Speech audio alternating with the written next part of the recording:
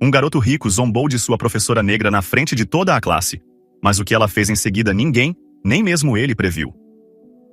Quem ainda lê essas coisas? A voz veio do fundo da sala de aula, alta, sarcástica, confortável demais para alguém que acabara de começar a estudar naquela semana. A senhora Nan Caldwell fez uma pausa no meio da frase, com o giz ainda na mão, e olhou para o quadro. Era Preston Cavanaugh, 16 anos, presunçoso, com os braços cruzados sobre um capuz de $300, sentado em sua cadeira como se tivesse comprado o prédio e estivesse apenas visitando para verificar seu investimento. Alguns alunos riram, não porque fosse engraçado, mas porque era Preston.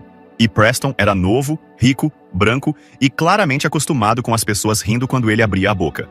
Preston levantou a voz e imitou um sotaque sulista grosso, o sotaque dela. E então, o pequeno escravo disse: "Sim, senhor. Eu ia colher o algodão bem rápido, senhor." Ele se dobrou de rir, como se tivesse acabado de arrasar em uma noite de microfone aberto. Algumas crianças riram novamente, dessa vez nervosamente. A senhorita Caldwell não disse nada, apenas ficou imóvel como uma estátua, exceto pelos olhos. Seus olhos estavam em chamas, não de raiva, mas de algo mais profundo, algo que fez com que a sala inteira ficasse em silêncio em segundos. Ela simplesmente se virou e voltou para a sua mesa, pegou um caderno, clicou em uma caneta e falou: "Preston." O nome dele flutuou pela sala como uma pena, mas aterrissou com o peso de um tijolo. "Você vai ficar depois da aula hoje," ele sorriu. "Para quê?" Ela olhou para cima, sorrindo levemente.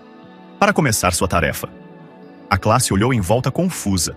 Não havia nenhuma tarefa, pelo menos não aquela sobre a qual ela havia lhes falado. Mas ninguém fez perguntas, não quando a senhorita Caldwell usou aquela voz.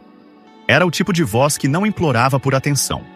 Ela a comandava, não com volume, mas com certeza. Preston deu de ombros. Tanto faz. Mas algo em sua voz estalou um pouco, como se ele não estivesse tão no controle da sala quanto pensava. A campainha tocou 10 minutos depois. Todos se agitaram, as mochilas fecharam os zíperes, os tênis rangeram no ladrilho. Os olhos estavam em toda parte, exceto em Preston. Ele permaneceu sentado, observando-a, esperando o sermão, esperando que ela batesse o martelo.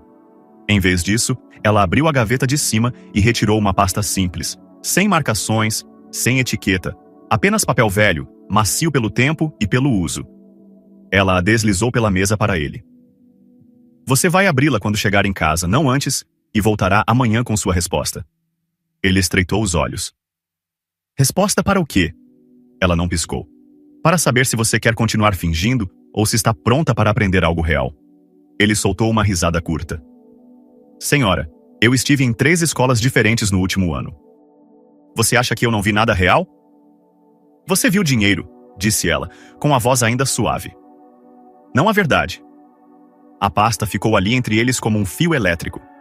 Preston não a tocou, apenas se inclinou para trás, olhando-a fixamente, esperando que ela a dobrasse, mas ela nunca o fez.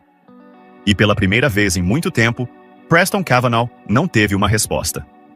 Mas antes que ele pudesse decidir se jogaria a pasta no lixo ou se realmente a abriria, ele descobriu o quanto a senhorita Caldwell estava falando sério e até onde ela estava disposta a ir para lhe ensinar uma lição que ele nunca esqueceria. Preston não abriu a pasta naquela noite. Ele a jogou sobre a escrivaninha de mármore em seu quarto enorme, em Buckhead, Geórgia, onde as luzes eram apagadas por controle remoto e seu PS5 ficava embaixo de uma TV de 75 polegadas que ele quase não jogava mais. Ele folheou o telefone, assistiu a metade de um vídeo e o silenciou. Depois ficou olhando para a pasta que ainda estava lá, sem ser incomodada, silenciosa, esperando. À meia-noite, ele estava andando de um lado para o outro, não por medo, pelo menos foi o que ele disse a si mesmo. Ele simplesmente não conseguia parar de pensar no rosto dela, naquela calma, naquela confiança, na maneira como ela nem sequer recuava quando ele zombava dela. Ele já tinha visto professores chorarem, gritarem, ficarem com o rosto vermelho e sobrecarregados. A senhora Caldwell não suava, e isso o irritava. No dia seguinte, ele chegou mais cedo, não para pedir desculpas, nem mesmo para conversar. Ele só queria observar, ver que tipo de feitiço essa mulher exercia sobre o resto da escola, porque claramente eles gostavam dela. Ela andou pelos corredores e os alunos a cumprimentaram como se ela fosse uma celebridade, não por medo, mas por respeito. Os veteranos a cumprimentavam com o punho. Os calouros sorriam e acenavam. E todos os professores que passavam acenavam para ela. Um aceno verdadeiro, não falso. Ele se sentou novamente no fundo da classe, de braços cruzados. Dessa vez, ela não o chamou, não o reconheceu, apenas continuou ensinando como se ele fosse parte da mobília. E o mais estranho? A aula não era ruim. Eles estavam lendo The Souls of Black Folk, As Almas dos Negros, de W.E.B. Du Bois. Mas ela não estava falando apenas sobre o livro. Estava falando sobre as pessoas por trás dele, o contexto, a história, a humanidade. E os alunos? Eles estavam interessados. Preston notou um garoto, Jerome, que ele achava que era o nome dele, inclinado para a frente como se estivesse se agarrando a cada palavra. Foi aí que ele percebeu. Aquela não era apenas uma aula. Era a sala dela, o espaço dela, as regras dela, e de alguma forma, mesmo sem levantar a voz, ela comandava a aula como uma chefe. Ele ficou atrás novamente com a pasta ainda intocada em sua bolsa. A senhorita Caldwell não perguntou. Em vez disso, entregou-lhe um envelope. Este, disse ela, é o seu próximo passo se você estiver falando sério. Eu nem sequer dei uma olhada no primeiro. A escolha é sua. Ele revirou os olhos. Isso é um jogo para você? Ela olhou diretamente para ele. Não, isso é trabalho. O tipo de trabalho que você nunca teve que fazer porque pessoas como eu tiveram que fazer isso por você. Não havia malícia em sua voz, apenas fatos. Naquela noite, Preston finalmente abriu a pasta. Dentro dela havia uma foto, em preto e branco, de um homem idoso com um terno desgastado sentado em um banco de ônibus. Abaixo dela, um único nome: Hollis Dent. No verso, uma linha. Encontre-o, ouça. Sem telefone, sem gravação, apenas você, um caderno e ouvidos finalmente abertos. Mas Preston não estava preparado para o que o Sr. Hollis Dent lhe diria, ou como isso o atingiria com mais força do que qualquer outra punição que ele já havia enfrentado. Preston não pediu carona naquele sábado. Não queria o motorista de seu pai, o Escalade preto fosco ou qualquer outro conforto habitual. Em vez disso, ele pegou o ônibus da cidade, como dizia o bilhete. Teve de fazer baldeação 2 vezes. A última parada o deixou perto da periferia de South Decatur, na Geórgia. Não havia lojas chiques, nem lanchonetes de hambúrgueres artesanais, apenas prédios cansados, placas desbotadas e calçadas que rachavam como pele deixada ao sol por muito tempo. Ele andou 3 quadras até avistar o banco da foto. Lá estava ele, com o mesmo terno, a mesma postura e o mesmo olhar. O Sr. Hollis Dent, 84 anos, pele como couro, mas olhos afiados demais para alguém que deveria estar aposentado. Preston se aproximou, inseguro. Sr. Dent, o velho não se mexeu. Você é o garoto que Naen enviou? Preston piscou os olhos. Sim, acho que sim. Não adivinhe também, ou você é ou não é. Preston acenou com a cabeça. Eu sou. O Sr. Dent finalmente olhou para cima. Sente-se. Ele se sentou. Nada de conversa fiada, nada de gentilezas, apenas silêncio. E então? Você já foi chamado de garoto por um homem adulto que sabe seu nome? Preston deu de ombros. Na verdade, não. Eu já, disse o Sr. Dent. 53 vezes quando completei 16 anos, 38 delas por homens de uniforme. Preston não sabia o que dizer, então não disse nada. Eu marchei com King uma vez, continuou o Sr. Dent. Mas apenas uma vez. Um policial com um cacetete lhe deu um golpe nas costelas. Nunca mais marchei. Isso não significa que parei de lutar, apenas fiquei mais esperto e comecei a me organizar por dentro. Preston se inclinou, finalmente curioso. A Sra. Caldwell disse que eu deveria ouvir. O Sr. Dent sorriu. Ela disse isso agora? Essa mulher tem mais juízo em seu dedo mindinho do que a maioria das pessoas em todo o corpo. Você mexeu com ela, não foi? Preston olhou para baixo. Não achei que ela fosse fazer alguma coisa, murmurou ele. O Sr. Dent deu uma risada lenta e rouca. Ela não precisou fazer nada, ela me mandou. Ele enfiou a mão no paletó e tirou um papel dobrado, amarelado e delicado. Era um recorte de jornal antigo.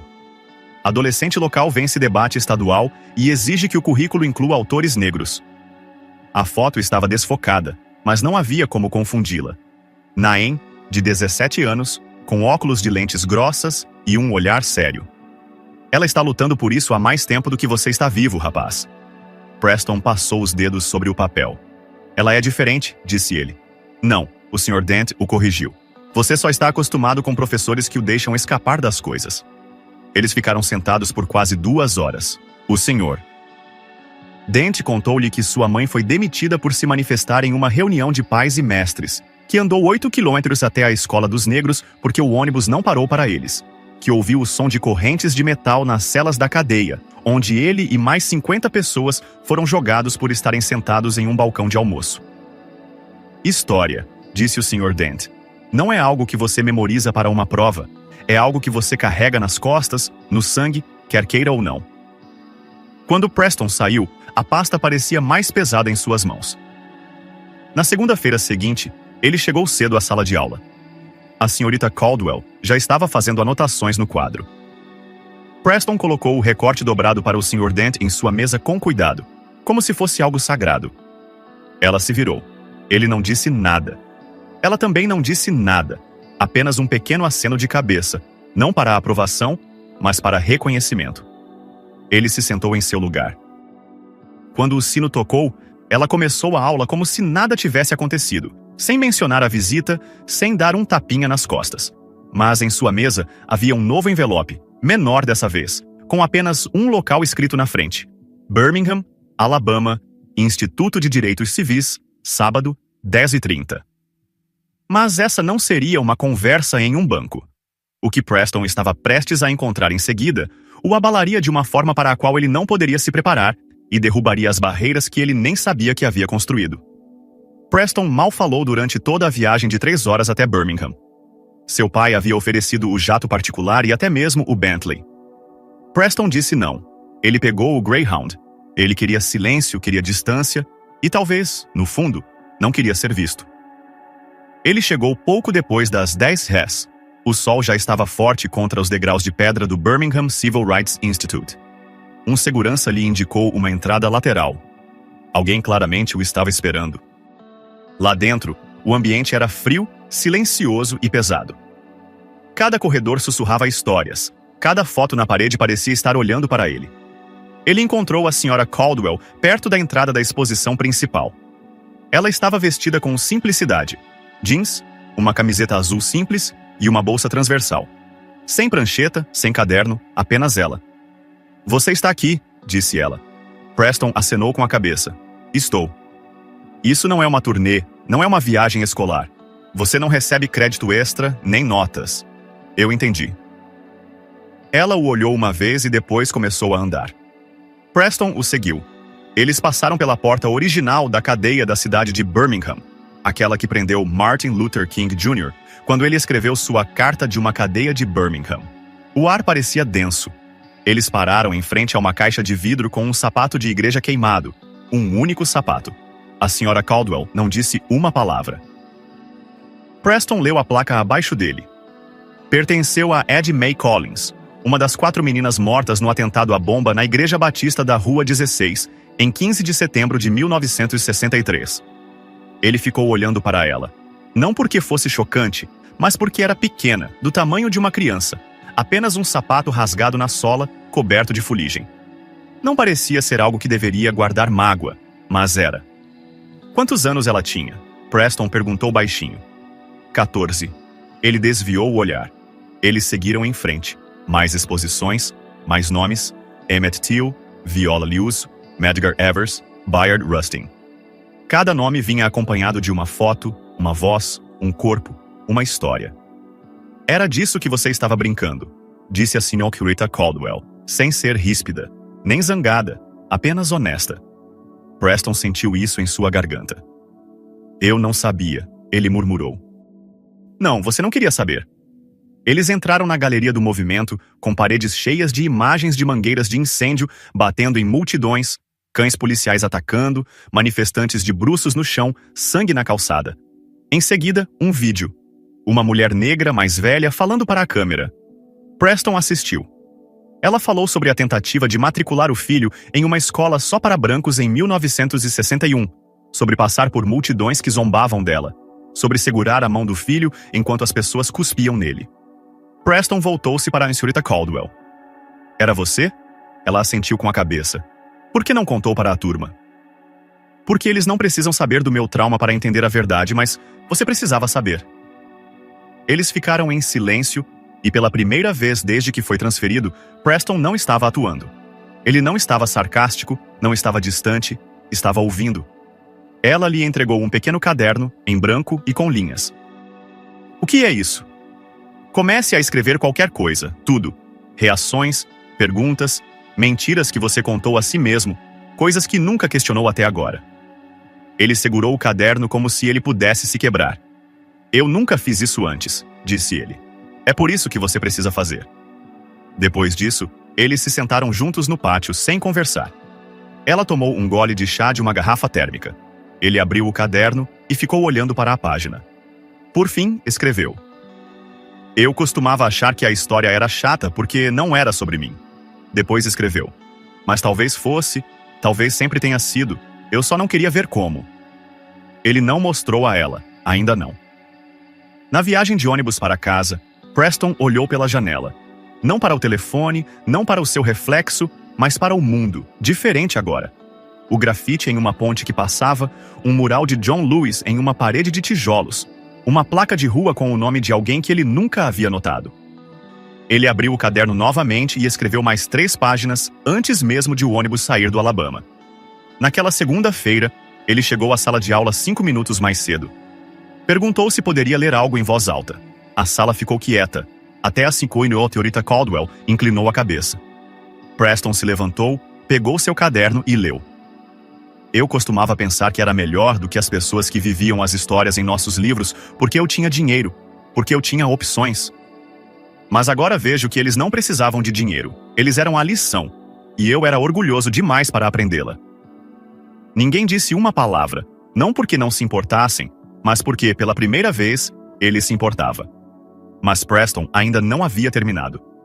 O que ele tinha a dizer em seguida, na frente de toda a classe, transformaria aquele silêncio em algo inesquecível. Na sexta-feira de manhã, a sala de aula da senhora Caldwell estava cheia antes do primeiro toque do sino. A notícia havia se espalhado. Até mesmo os alunos que não estavam em sua classe apareceram cedo, encostados na parede do fundo, sussurrando. Todos tinham ouvido o que Preston Cavanaugh estava prestes a fazer. Ele ficou na frente da classe, com um pedaço de papel dobrado em uma mão e seu caderno na outra. Sem slides, sem uma introdução sofisticada, apenas ele na frente de pessoas que, há uma semana, não esperavam nada dele, exceto um comentário sarcástico. Ele limpou a garganta. Eu não escrevi um trabalho, disse ele. Escrevi outra coisa. A senhora Caldwell estava sentada à sua mesa, com as mãos cruzadas, observando, sem julgar, apenas presente. Ele olhou em volta. Eu costumava pensar que sabia tudo, mas não sabia. Ele abriu o caderno e começou. Quando entrei na escola, pensei que estava fazendo um favor a todos vocês. Eu achava que escola pública significava facilidade, professores flexíveis, piadas que não fariam com que eu fosse expulso novamente. Mas então conheci a senhorita Caldwell, e ela não gritou. Não me puniu. Ela me convidou. Ela me deu a chance de ouvir vozes que eu ignorava, pessoas com quem eu nunca pensaria em conversar, histórias que eu não me daria ao trabalho de aprender. O Sr. Hollis Dent olhou para mim e me contou sobre o dia em que parou de marchar, porque suas costelas foram quebradas por um cacetete da polícia, e me disse: isso é história, não do tipo que está nos livros, mas do tipo que vivemos, do tipo que sangramos. No Civil Rights Institute, vi um sapato de igreja queimado que pertencia a uma garota chamada Addie Mae. Ela tinha 14 anos e percebi algo. A piada que fiz sobre os escravos não era uma piada. Era eu provando o quão pouco eu sabia sobre o mundo. A verdade é que eu estava com medo de admitir que não sabia o que não sabia. Mas a senhora Caldwell me fez olhar. E quando você vê, não consegue deixar de ver. Ele fez uma pausa. A sala ficou quieta. Até mesmo os falastrões de sempre ficaram quietos. Preston levantou os olhos da página. Eu achava que poder significava ser mais alto do que todo mundo. Mas não é assim. O verdadeiro poder é ouvir e deixar que isso mude você. Ele dobrou a página, guardou-a na parte de trás do caderno e se sentou. Ninguém bateu palmas. Não porque não se importassem, mas porque não estavam prontos para interromper o momento. A senhora Caldwell levantou-se e caminhou lentamente até a frente. Ela olhou para a classe, não para ele. O que vocês acabaram de testemunhar, disse ela, é crescimento, não perfeição, não redenção, Apenas um passo, e às vezes isso é suficiente. Em seguida, ela se voltou para Preston. Sua voz estava uniforme. Você nos mostrou que nunca é tarde demais para aprender, mas agora vem a parte difícil. Ele inclinou a cabeça. O que é isso? Viver isso. Ela se voltou para o quadro e começou a escrever a lição do dia, como se nada de anormal tivesse acabado de acontecer. O restante da classe a seguiu, mas alguns deles olhavam para Preston de forma diferente agora. Não como o garoto rico com atitude, mas como alguém que finalmente havia se calado o suficiente para ouvir. Mas a história não havia terminado. Ainda não. Porque depois que o sino final tocou e o corredor se esvaziou, Preston tinha mais uma coisa a dizer. Dessa vez cara a cara. Apenas ele e a Sra. Caldwell. O último sino tocou, as mochilas foram fechadas, as carteiras raspadas, o riso se espalhou pelo corredor como água rompendo uma represa. Preston não se mexeu. Ele esperou até que o último aluno fosse embora. A Sra. Caldwell estava apagando o quadro, devagar e com firmeza, como sempre. Ele foi até a mesa dela com o caderno na mão. Ela não olhou para cima, apenas disse: "Você fez o que eu pedi, isso é importante." "Eu não vim atrás de crédito", disse ele. Dessa vez, ela olhou para ele. "Vim para lhe agradecer." Ela se sentou, cruzando as mãos. "Isso foi corajoso", disse ela. Preston balançou a cabeça. "Não, foi tarde. Deveria ter vindo mais cedo. Você foi criada para pensar que já tinha terminado de aprender." Ele olhou para os olhos dela, sério. "Eu não terminei. Agora eu sei disso." Ela lhe deu um pequeno sorriso. "Então você está à frente da maioria dos adultos que conheço." Houve um silêncio, não estranho, não pesado, apenas real. Preston tirou uma folha de papel do caderno e a colocou na mesa dela. Era a foto dela do recorte de jornal, a versão adolescente dela com óculos e tudo. Abaixo dela, ele havia escrito: "Obrigado por lutar por uma sala de aula que pudesse conter tanto a verdade quanto a graça." A Sra. Caldwell pegou o jornal, leu-o com calma, dobrou-o com cuidado e depois o olhou nos olhos. "Você ainda tem muito trabalho a fazer." "Eu sei", disse ele. "E nem todo mundo vai perdoá-lo tão rapidamente quanto esta sala o fez." "Não espero que o façam." "Ótimo." Ela se levantou, foi até a janela e olhou para o estacionamento, onde as crianças se amontoavam nos carros, indo para seus fins de semana. Então, sem se virar, ela disse: "Faça por merecer, Preston, com sua vida, não apenas com suas palavras." Ele não respondeu nada. Ele apenas assentiu, virou-se e saiu, dessa vez com os 2 pés no chão, porque as melhores desculpas não são ditas, são vividas. E às vezes, a pessoa que mais o ensina não é aquela que grita na sua cara, mas aquela que se recusa a baixar seus padrões só para deixá-lo confortável.